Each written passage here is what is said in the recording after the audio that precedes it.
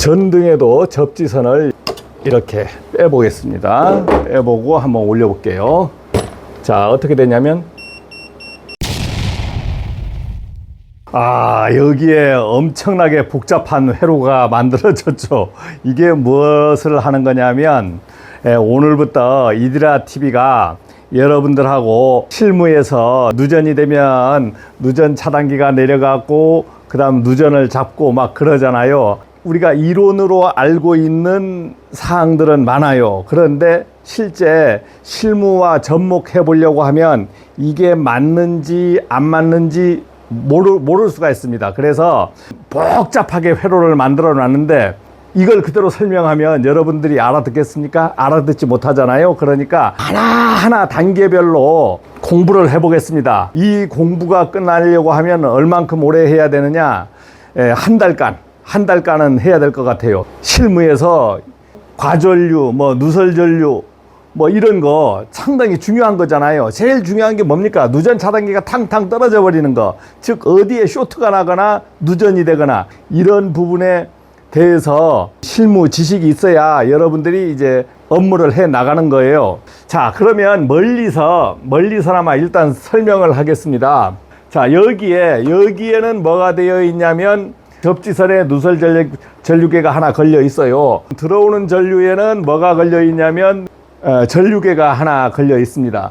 누전 차단기를 2개를 달았습니다. 누전 차단기를 2개를 단 것은 실험을 하잖아요. 실험하다가 잘못해서 탕 떨어지면 누전 차단기 둘 중에 하나는 확실하게 동작을 해줘야 외부로 문제가 없을 거 아닙니까? 쇼트라든가 과전류 차단기는 여기도 있고 여기도 있고 여기도 있고 여기도 있고 저 안에도 있어요. 고압까지 가는 데는 한 5, 6개가 달려 있습니다. 그래서 누전 차단기는 이제 실험을 하기 위해서 LS 산전 거하고 그 다음에 서울 산전 거 2가지를 달아 놨습니다. 그러면 LS 산전 것이 좀 비싸겠죠? 그러면 동작이 어떻게 되는지 한번 여러분들이 확인도 할 수 있을 거고, 그 다음에 여기는 선이 2가닥에 감아져 있습니다. 2가닥에 누설 전류계를 2가닥에 걸어 놨어요. 이것은 들어가는 전류하고 나오는 전류의 차이를 잡아 가지고 누설 전류를 이제 측정하겠다는 거 아닙니까? 그러면 여기에 나오는 누설 전류하고 빠져나가는 누설 전류가 비슷해야 되겠지. 여기에서 나가는 차이가 접지선으로 빠져나가는 거니까 비슷해야 될 거예요. 그런데 계측기마다 여러 종류가 있는데 제가 지금 갖고 있지 않는 계측기가 저항성 누설 전류계 비싼 거 150만 원짜리를 갖고 있지 않습니다. 혹시 계측기 업체에서 이 영상을 보면 저에게 중고라도 하나 대여해 준다든가 아니면 선전용으로 하나 희사하시면 제가 그 계측기 설명도 해드리고 선전도 해드리고 할 텐데 지금 결제를 안 해줘. 150만 원짜리를 제가 먼수로 결제를 올려요. 저항성 누설 전류계가 없다 하더라도 제가 테스트 하다 보면은 저항성 누설 전류가 왜 1mA를 기준으로 했는가 하는 것을 여기서 알 수가 있습니다. 저항성 누설 전류를 제가 만들어내거든요. 자, 오늘 영상에 다 나가질 않고 오늘은 개요 설명이고, 자, 이렇게 했고 그 다음에 전등도 하나 달았습니다. 왜? 전등에서도 이제 누전이 되고 접지선이 빠지고 하면 마구마구 위험한 사항이 많이 오잖아요. 그 다음에 전열 콘센트도 하나 만들었어. 이제 전등에도 이제 노이즈 고주파 전류가 흐르지만 이제 콘센트에도 고주파 전류들이 많아요. 고주파하고 저주파는 뭐냐면 주파수, 고주파라고 하면은 메가헬츠 아니면 킬로헬츠보다도 아주 높은 헬츠가 있으면, 주파수가 있으면 그걸 고주파라고 합니다. 높잖아.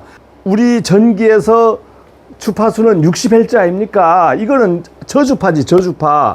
그러니까 저주파는 그냥 저항성, 저주파는 전구 같은 걸 저항성, 전구, 이런 부분은 고주파 성분이 없어요. 그런데 여기에 LED 같은 경우엔 어떤 소자를 갖고 있습니까? 전압을 변환하는 소자를 갖고 있잖아요. AC를 DC로 변환한다든가 저압을 고압으로 변환한다든가 이렇게 하면서 전자 칩들이 들어가 있으면 이런 데서 고주파 이제 성분이 나오고, 그 다음 콘센트 부분에는 고주파 성분이 많죠. 아주 많아요. 그래서 이 부분을 제가 이제 설명해 드릴 겁니다. 자, 그러면은 우리가 누전 차단기라는 것은 일단 특성이 30mA가 지금 장착되어 있지만, 이 차단기는 특성이 뭡니까? 30mA 이상의 누설 전류가 통과하면은 떨어질 것이다. 이렇게 해서 만들어진 거 아닙니까? 그러면 이것은 뭐 저항성 누설 전류, 용량성 누설 전류, 고주파 누설 전류, 뭐 아니면 노이즈 누설 전류, 막 씹으는 대로 막 얘기해 보면 이 누설 전류가 다 포함한 것이 여기로 통과가 되거든요. 뭐 저항성이라고 해서 그것만 걸러서 통과시키질 않아요. 그러면은 여기에서 30mA라는 게 정확하게 흐르면 이제 동작되는지도 한번 제가 설명을 해야 되겠죠. 해야 되겠고, 그 다음에 여기에 이제 절연저항계가 디지털 절연저항계하고 아날로그 절연저항계가 있습니다. 이제 아날로그를 왜 써야 되는지, 디지털을 또 왜 써야 되는지, 우리가 250V 메가, 500V 메가, 1000V 메가가 있는데 그것은 각각 뭐가 틀린지, 아니면 다 그거나 똑같은지, 자, 이런 부분에 대해서 정확하게 다시 한번 알아보겠습니다. 이 부분에 대해서 개요를 설명했으니까 앞으로 여러분들이 이드라 TV에 이제 접속을 해서 하셔서 이제 누설 전류에 대해서 많이 이제 공부를 해야 되겠죠. 네이버 카페 이드라 TV에 오면은 영상 나간 것들을 전부 정리를 잘 해주고 있습니다. 그러니까 여기에서 여러분들이 이제 차근차근 공부하셔도 되고, 한번 뭐 전원을 올려 가지고 지금 여기 거 올렸고, 지금 마지막 거 여기 걸 올리면은 어떻게 됩니까? 여기 전등이 들어오고, 전등을 뒤로 보여줘야 되잖아요. 전등을 뒤로 보여줘야 되고, 그 다음에 파이로트 램프, 우리가 표시등을 해가지고 앞에서 전등이 들어온다라는 것도 하나 또 만들어 놨어요. 자, 그러면 전등에 한번 제가 이렇게 대보겠습니다. 자, 전등에서 이렇게 제가 비접촉식을 이렇게 가서 이렇게 했는데 이제 삑삑 안 거리죠. 그런데 만약에 접지선을 한번 빼보겠습니다. 접지선을 한번 빼버리면 어떠한 영향이 오느냐? 그러면은 요 접지선을 하나 빼야 될 거 아니에요. 이 접지선을 빼버린다. 전등에도 접지선을 여기에서 이제 접지선을 이렇게 빼보겠습니다. 빼보고 한번 올려볼게요.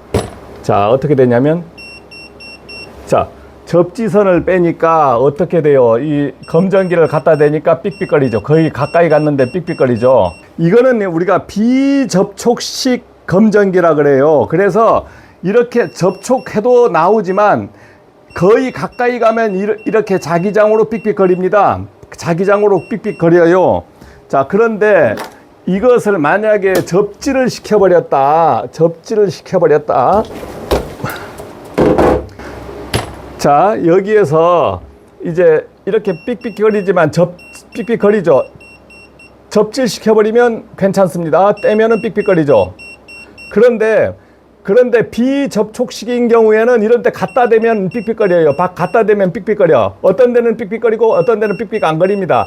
이것은 뭐냐면 자기장보다 전압을 측정하는, 전압이 아예 빠져나온다는 겁니다. 전압을 확인해 주는 거예요. 전압을. 여기서는 누전을 확인해 주는 게 아니고, 그런데 비접촉식은 이렇게 떼줘야 돼. 다 완전히 붙이지 말고 요 정도 떼줘야 돼요. 떼준 상태에서 딱 붙이면 접지가 되면 조용하죠. 이런 데는 접지를 잡아주면, 접지를 이렇게 잡아버리면 이제 삑삑 안 거려요. 삑삑 안 거려. 그래서 접지가 상당히 중요하다는 겁니다. 다음 시간에는 절연저항 측정에 대해서 메가 활용하는 것에 대해서 알려드리겠습니다. 고맙습니다.